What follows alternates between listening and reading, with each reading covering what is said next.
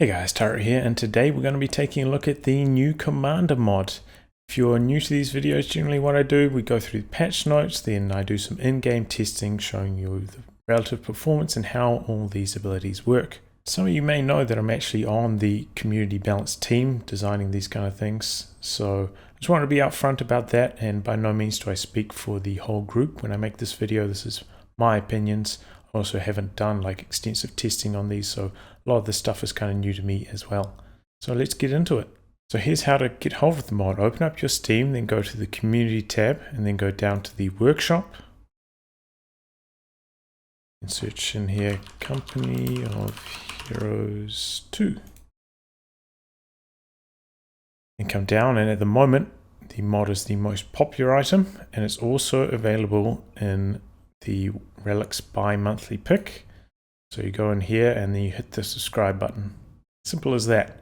Now sometimes it may not show up in your mods list straight away, so you might have to unsubscribe, resubscribe, maybe restart COH2, restart Steam, so on and so forth, but after one or two starts like that, you should get it in there. So to play a game with this mod, then you come into the online skirmish section, then go to create custom game. Then go to the options. So previously mods like this were in the tuning pack section, but that's not the case for this one. This is a win condition mod.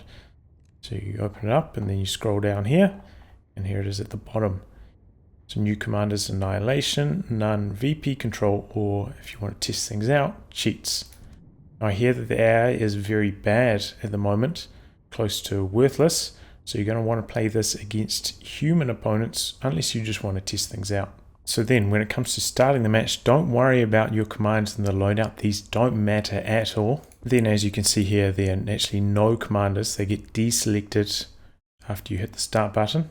But don't worry, that's not a bug. That is intentional. Then once you're in game, you hit this button and then it opens up this beautiful menu. And then you can select your command from here. I believe for every faction, the new commanders are going to be the first one on the menu. So you can just bam, hit it. You come down here, confirm your selection. There it is, all equipped. Excellent and very, very smooth. So first I'm going to be doing the Axis commanders, and then in the next video I'll do the Allied commanders. Starting with Wehrmacht Strategic Reserves.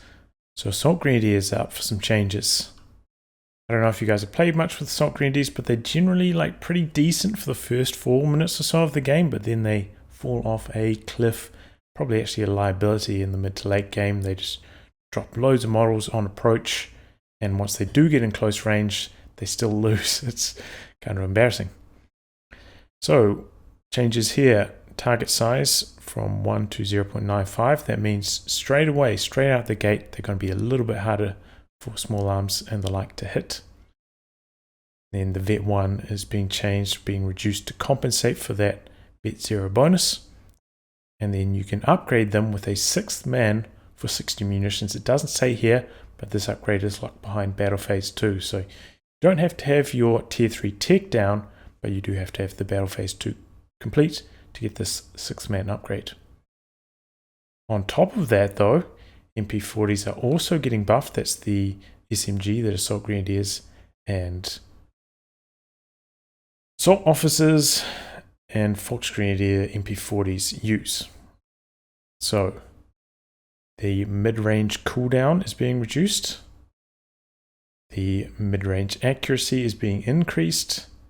The reload is going up, so they have to reload less frequently. So you'll be able to shoot for longer before reloading. And then the reload duration, instead of being like a random value between 2.8 to 3.5, it's just going to a flat 2.8. So yeah, overall a lot of buffs to Assault Grenadiers. You know, with the extra 6 man, they should, once, you know, if they do bleed a model charging in, they should then still be able to do some good damage, and by having better mid-range damage as well, they'll start doing damage earlier as they get in close earlier. So overall, pretty big buffs for Assault Grenadiers. I don't think this is going to turn into like some crazy overpowered thing. I've already seen comments in all the threads about these things like, oh man, it's just going to be like Assault Grenadier spam GG, but I don't think that's going to be the case. I think these are overall pretty reasonable buffs. Okay, so for the first test, we're going to try Assault Grenadiers closing in against Riflemen, not using the sprint though. Maybe that way we would see the impacts of the mid-range and the reload and cooldown bonuses.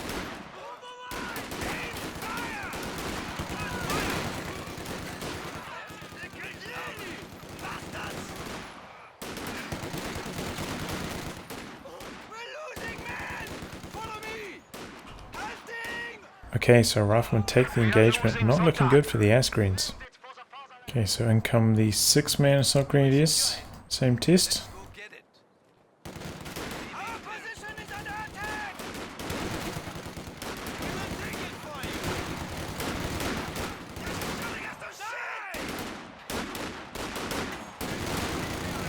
Got to reload there.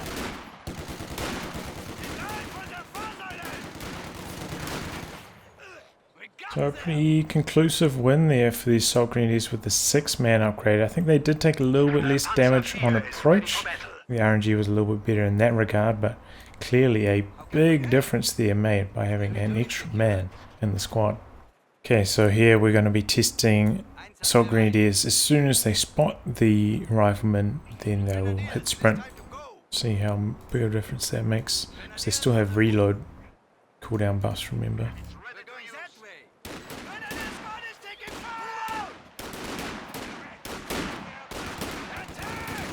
Took about one model a beat on the way in there.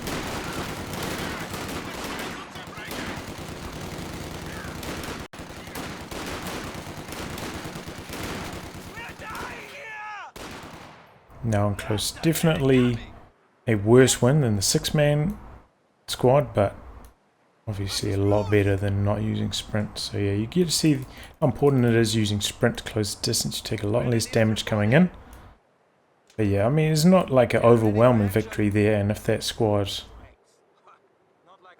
you know, if this squad had a little bit of damage on it, or, you know, a little bit of extra RNG either way, could see a different result.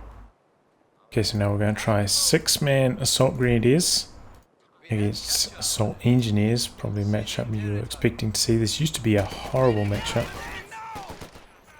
Okay, coming in, it's got the flamethrower as well.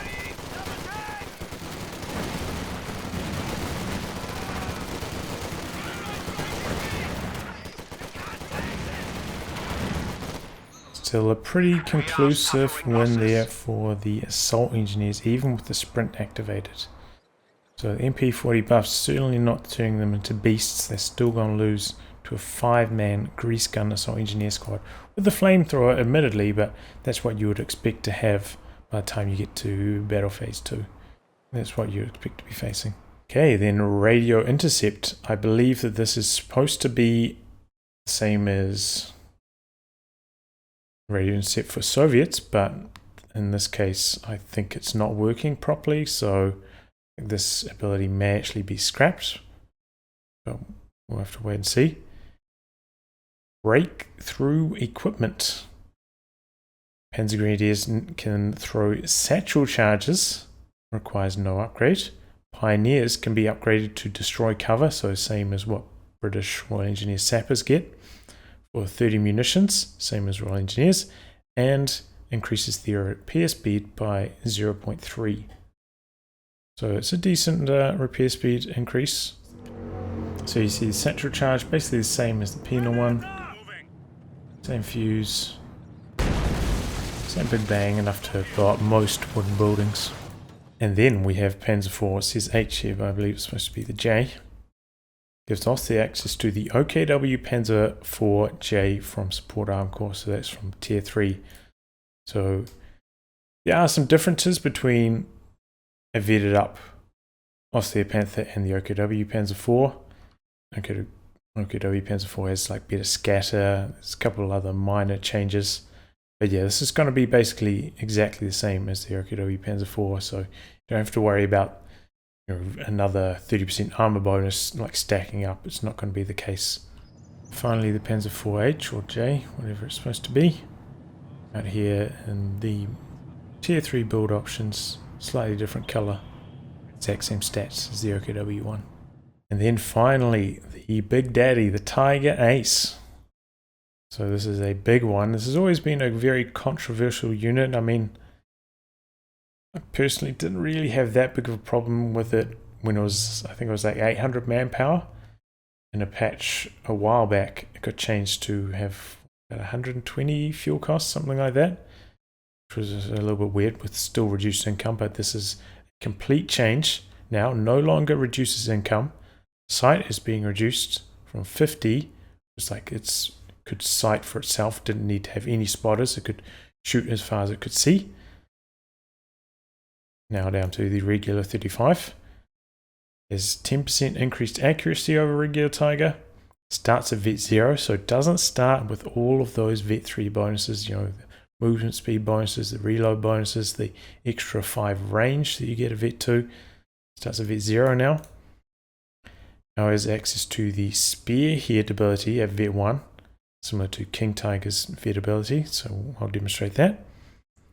Has access to Emergency Repairs ability, same as OKW Elite Armor, so that can help you remove crits. I think it heals 300 health, so pretty good ability.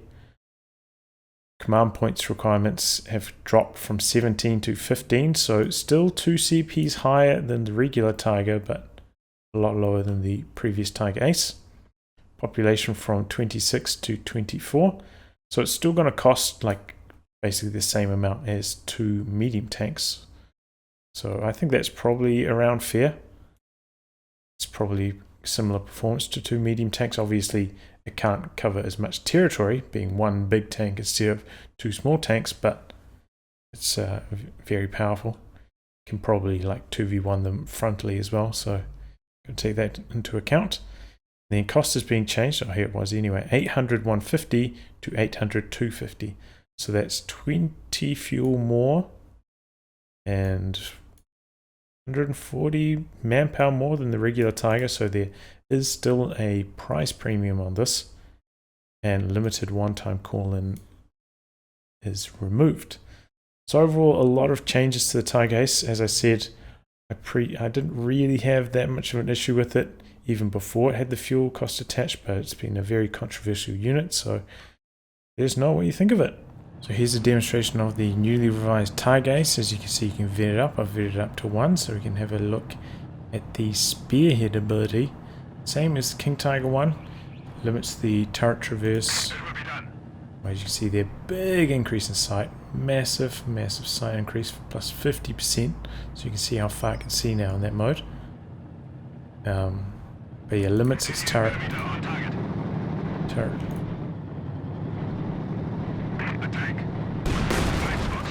Only traverse its turret a limited amount. And yeah, also gives its machine gun suppression. So yeah, that is the Spearhead ability. It also has emergency repairs, so I've taken I think 300 damage there, 3 AT grenades. Pop that now.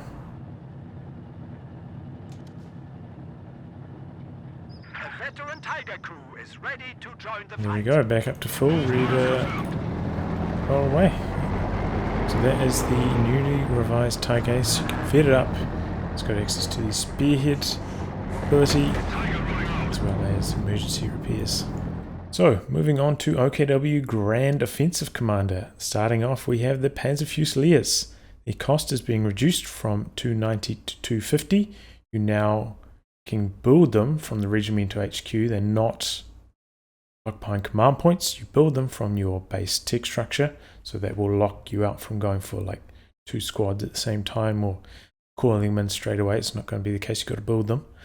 Squad size from 6 to 5.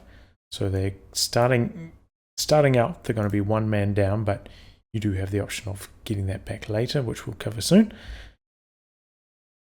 Grenade AoE distance is being increased. I don't know if you guys know, but their grenade was awful, so this should buff it up to usable standards, much more similar to most other grenades like rifleman grenades and whatnot. Can be upgraded with 2 Panzerschrecks for 120 munitions. Grants the ability to plant telemines, but disables AT grenades and locks out the G43 upgrade. So this is a brand new upgrade type for this unit. Double Shreks should be quite powerful in the anti-tank role, but they stay at the 5-man. They don't get the 6-man upgrade, like the recon package. The G43 upgrade now increases squad size from 5 to 6. And remember, the recon package also increases their sight by 15 or something like that. It's a big buff, so that's not going to be present on the Panzerschreck package. And yeah, also no AT grenades. So overall, these should be very powerful in the anti-tank role, and then basically exactly the same in the anti-infantry role, but you can get them out earlier, start vetting them out earlier. You guys may not know, but the stats on their rifles are actually worse than Volksgrenadiers, like their base rifles. So 5-man squad with worse rifle stats than Volksgrenadiers. These are not the no-brainer, I'm just going to build these every time. We'll get off to a slightly worse start going for this, but then of course you have the option to upgrade to some very powerful upgrades. Okay, so first up we have the Panzer Fusiliers. This is going to be a long range fight against riflemen, who are not the best squad at super long range. So just as soon as we spot the rifles, engage. Obviously these kind of engagements are prone to a bit of RNG, model drops, you know, but it's just to get a basic feel for what the, after all, these are a minute zero squad, and this is a somewhat realistic engagement. Well, the Fusiliers seem to be picking up steam, and now that they've got 4 models versus 2, they're going to take over probably pretty handily. Rifleman fighting back here though. Okay, now it's down to 2 all. Oh my god. Okay. So, I mean, not the most convincing victory overall. This is, you know, typically the range that riflemen are not the best at, these long range engagements. They can fight them, but it's not their specialty, more of a close range squad, traditionally. There you go, so 2 models, pretty close to full health on both those models, I would imagine, so there we go. These do come at 0 CPs from the tech structure, you have to build them, so that's their anti-infantry performance. Okay, so we have Fusiliers on the open, and riflemen this time are going to charge in, close the distance, see how this goes. So riflemen didn't take too much damage on approach there. Now that they're in close, they are overwhelming the Fusiliers. So if you're playing this engagement early with your rifleman, clearly you should close the distance. I think he did get slightly good RNG on the closing and also on the model drops, but clearly you can see there, that's how you should fight the Fusiliers. You should close the distance with your rifleman, likely with your conscripts and whatnot as well. Okay, so here we have the Shrek squad. Now 2 models occupied by Shreks versus riflemen also closing the distance.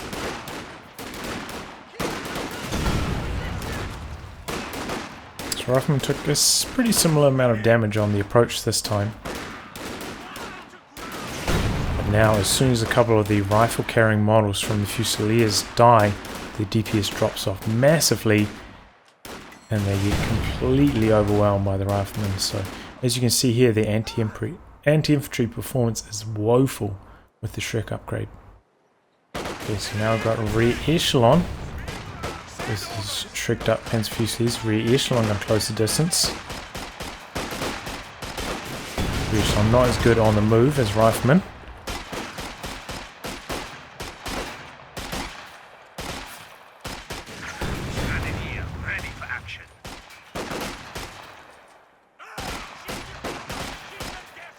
And still, looks like the rear echelon are going to very handily overwhelm the Shrek squad. You have to remember as well, with these kind of infantry based AT weapons, they will create light cover out in the open for your opponent to get some bonuses from perhaps, and as well they can destroy heavy cover that you're shooting at. So there are some quirks to buying squads with Shreks or Piets or bazookas or whatnot, but overall It looks like the anti-infantry performance of the Panzer Fusiliers upgraded with the Shreks are very, very poor.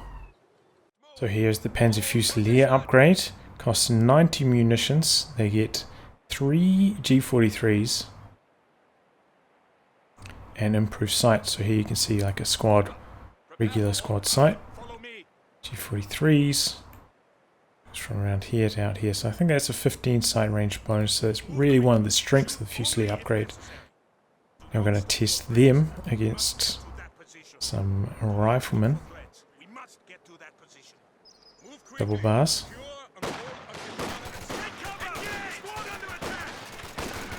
This is a long range engagement against double bar riflemen. One of the real strengths of the G43s is their firing on the move potential. They do a huge percentage of their DPS still whilst on the move. I think it's like most of any gun in the game.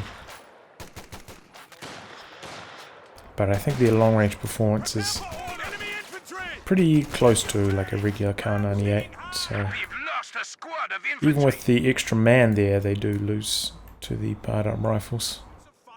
So now we're going to show Panzer Fusiliers with the G43 upgrade closing the distance against M1919 paratroopers. This is what you're going to want to do.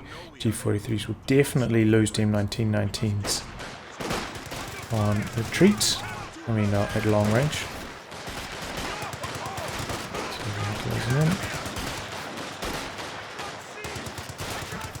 A little bit of reposition jink there. Looks like the Paras win it out. So now we have the G43 Panzer Fusiliers against paratroopers closing the distance with Thompsons.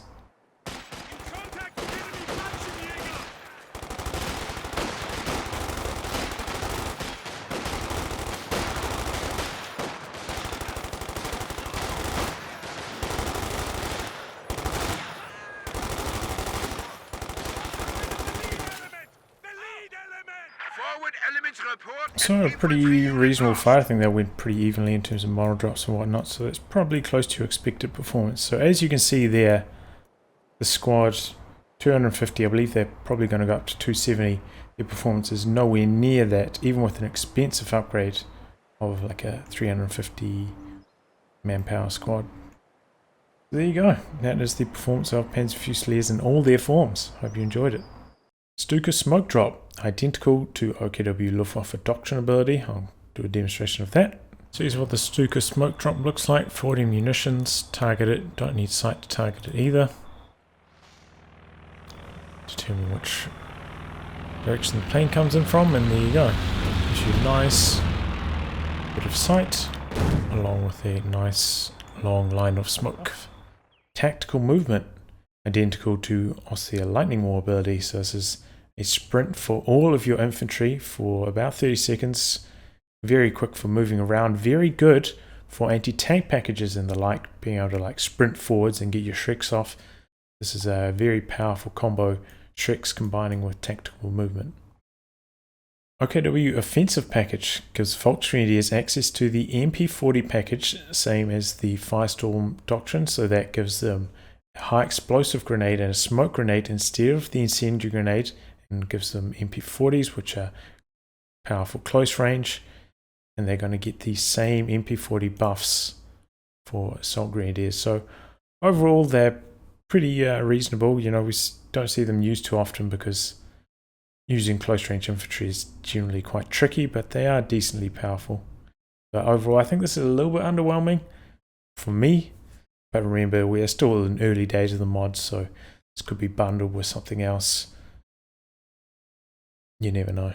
Okay, so now we have the MP40 upgraded Volksgrenadiers against Riflemen.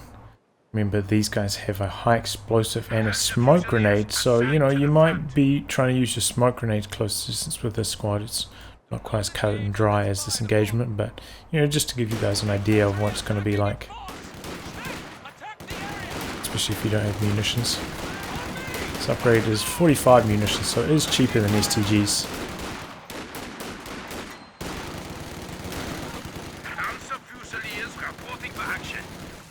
And it looks like they actually perform better than the Assault Grenadiers. Well, like substantially better. I'll run that back, because that seemed like very, very strong. Okay, so we're going to redo that test. Fox Grenadiers against Riflemen. Fox Grenadiers closing the distance. See if RNG was that big of a factor, or if it really is that conclusive of victory for them, even without using smoke grenades. So drop a model a little bit earlier this time. And he also didn't drop a model. Still hasn't dropped a model. So exact same engagement, and this time Riflemen get out of there 4 models. So just shows you how much of a factor RNG is in these engagements, but it is a little bit disappointing that in that test they can't win that guaranteed, because they have to close the distance against Riflemen, and this is as powerful as they can get, whereas Riflemen may go get bars.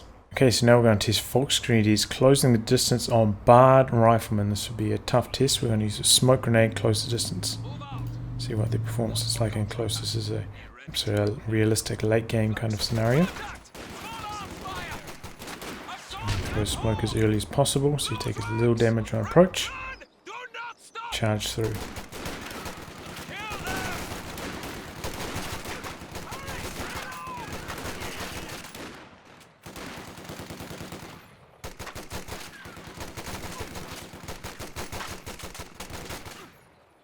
So barred Riflemen do win. It was a close fight. There was a double bar Rifleman as well, but that was like perfect control, you know, like smoking as soon as you spot them, because I knew they were going to be there, and the opponent not reacting as well. So overall, to my eyes at least, the MP40 upgrade on Fox Grenadiers seems a little bit underwhelming here. Then finally, the OKW Tiger, available at 13 command points as a call-in, same as the Osseer in terms of command points. Vet 4, so it's identical to the Osseer Tiger up until Vet 4 and Vet 5. Command Tiger ability unlocked, reduces weapon cooldown by 25% and received accuracy by 20% for 30 seconds, 35 munitions, 25 meter radius. So not a huge radius, but reasonable. Buff up the infantry and whatnot standing next to it. And then Vet 5, Command Tiger ability reduces the reload of vehicles by 20% and received accuracy of vehicles by 20%. Does not affect the Tiger. So yeah, any vehicles next to the Command Tiger will then get buffed, faster reload, and harder to hit.